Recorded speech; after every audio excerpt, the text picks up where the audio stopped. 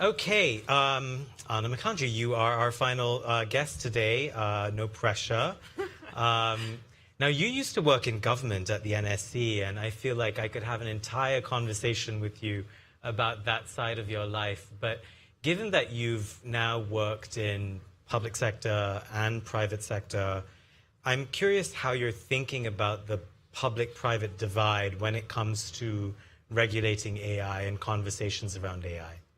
I do think it's an incredibly unusual situation to have a technology with this level of impact that is being developed entirely in the private sector. And I think governments are starting to grapple with that and what that means.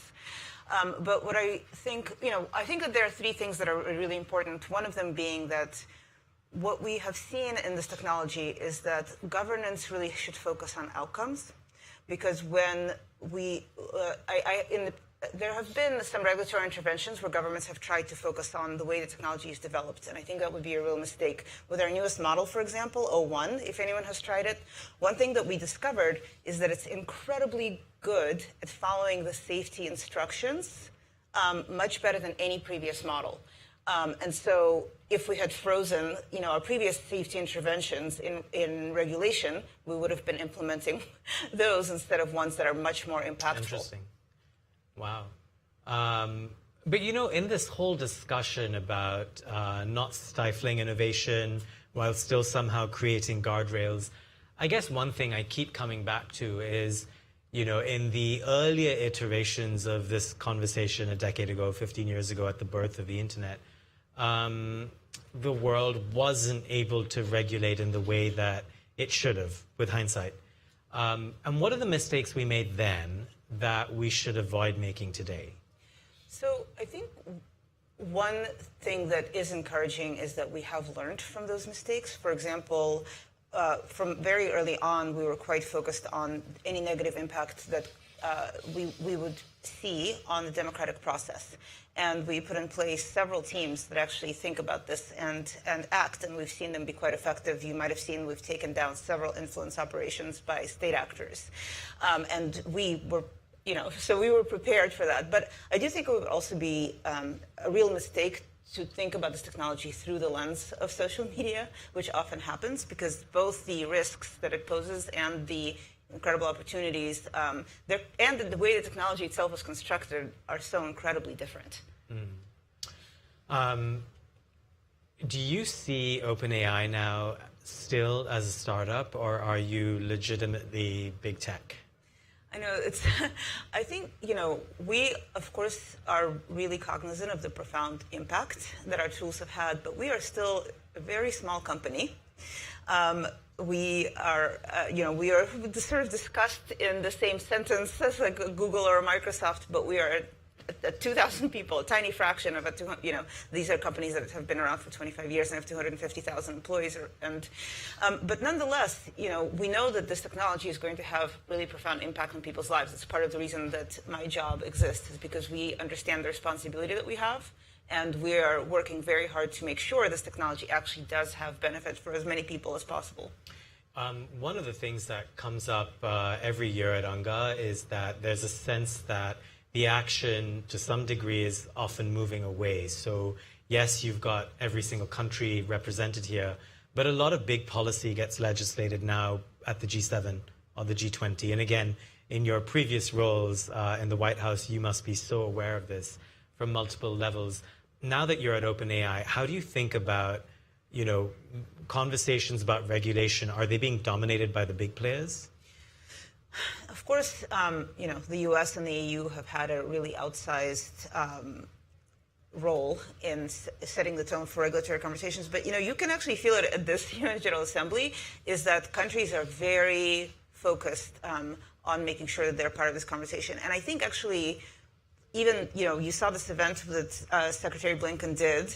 I think that there's an awareness of the fact that this conversation has to be inclusive because of the incredible global impact of this technology. And I think one of the things that, one of the reasons my job exists is because there certainly is a risk, is that if we do not act, that this technology's impact is going to be uneven, that it might actually exacerbate some of the existing inequalities. And so we have to be really intentional about governance. And I actually think that there's unprecedented recognition of that.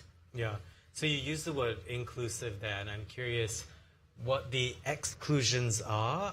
And again, if you put on your old NSC Russia hat, I mean, you understand how hard it is to cooperate with Russia on anything at the UN or elsewhere in this current moment. Where does AI fit into that? How do you trust across the table, countries that you want to join in, building guardrails and in creating proper regulation, and yet you really can't trust them? How does that add up? I mean, it's an incredibly, this is one of the biggest challenges I think we have as a global community in relation to this technology, because we know that there are certain potential very serious risks from the advancement of this technology.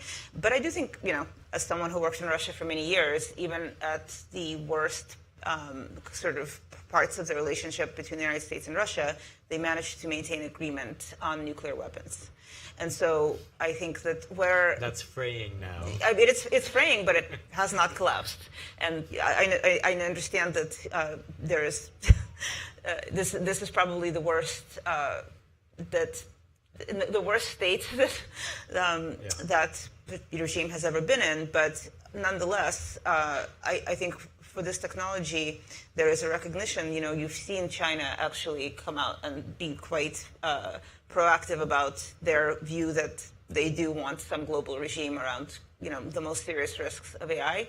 I think that we can't give up on trying to come to some sort of agreement around those risks. All of us are currently just obsessed with November 5 and its impacts on America and the world. How are you thinking about AI and cybersecurity and electoral integrity?